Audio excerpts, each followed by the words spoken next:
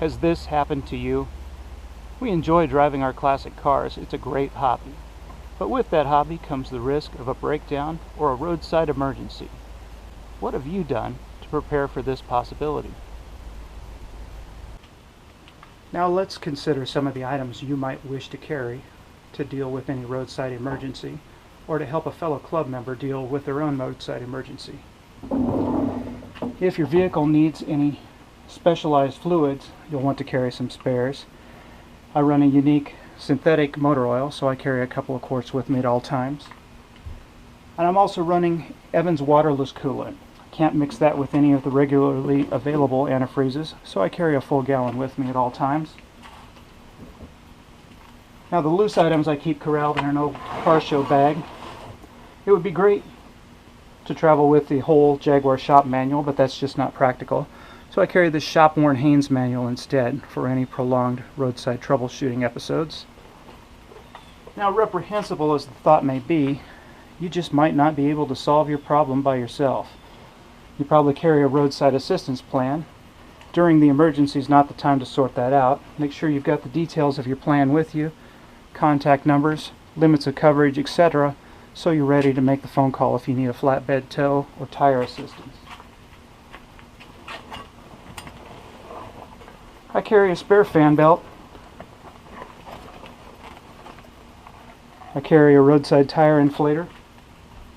And I carry a stout pair of jumper cables. Now, oddly enough, I also carry the original Jaguar spare toolkit, just in case there's something I've missed in my own toolkit. I've got the originals with me, and because it's just cool to have them along. For a jack, though, I don't rely on the originals. I've got this second-hand Mini Cooper jack. It's small, it's lightweight, it's inexpensive, and it's a scissor jack that can lift any corner of the car up far enough to make a tire change. Finally, I carry a quality fire extinguisher. This is a type BC fire extinguisher for gas, grease, and electrical fires. It's recommended for automobiles, and it's not something you're going to find at a local store. You're going to need to see a fire specialist to get one, and it's worth spending a little extra money on it. This is a quality item. It's made to be serviced and refilled and returned to service. And in fact, this has been used once on an electrical fire in a Mini Cooper. It's been refilled and it's back here ready to serve again.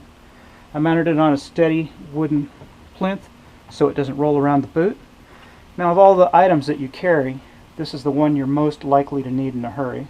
So make sure you pack it toward the back where it's accessible in case you need it. Now, underneath the boot floor, I've got the toolkit and a few other items essential to emergency preparation. Let's take a look. I've got this wrench for the knockoff wheels to keep the spinners from getting damaged, and the lead hammer for doing the job. Carry a couple of bottles of water if you're going to get thirsty. Don't know how long you're going to be roadside. I carry plenty of rags and gloves as well to keep clean. And of course, the toolkit is central in any emergency preparation. Years ago, Griots started selling their jumper cables in this bag, designed to fit inside the spare tire. And the bag itself became so popular they began to sell it as a separate item. Now let's take a look at the items I've chosen to include in my roadside toolkit.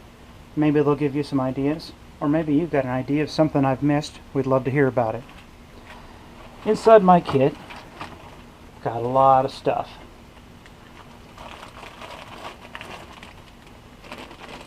The electrical system. I've created a bunch of jumpers of different lengths and different gauges.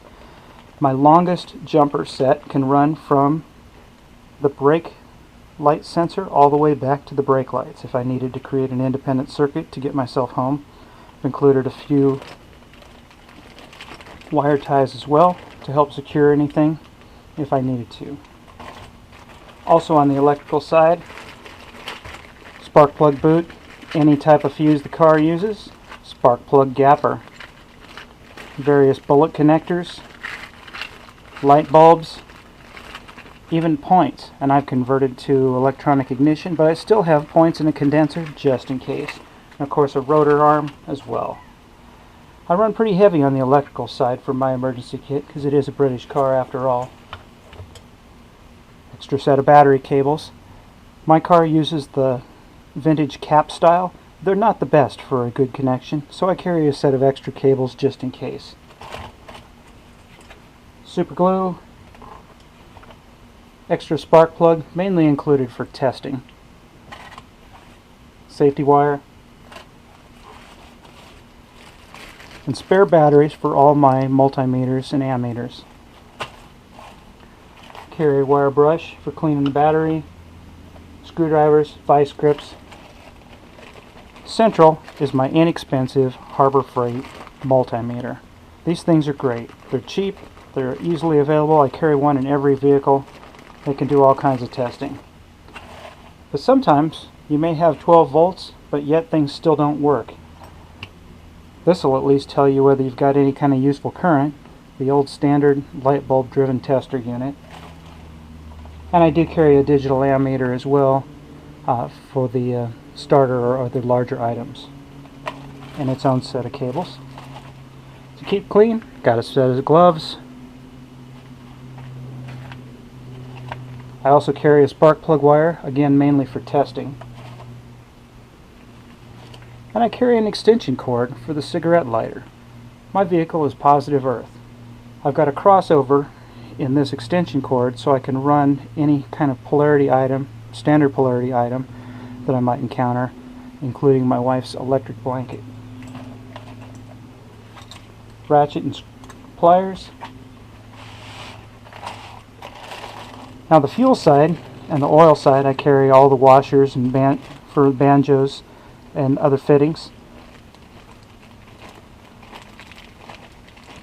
Spare gasket material. I even carry float needles in case I have a flooding issue. Carry a ton of sockets and a short extension just in case. Make sure you've got a spark plug socket in there as well. Assorted doodads. Oil pressure sender. Thermostat. Brake light sender. Radiator cap.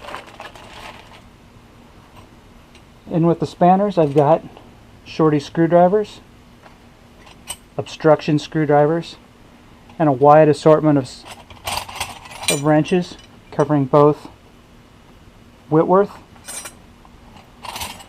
and SAE. The bulk of this car is SAE, except for a few items on the engine and the carburetors, but I still carry a full set of Whitworths because some of the other British cars in the club do use Whitworth. That's it for our emergency preparedness video. Let me know what you carry in your emergency roadside kit. Either drop us a line on our Facebook group or send me an email, and we'll include a tally in our next Smoke in the Wires.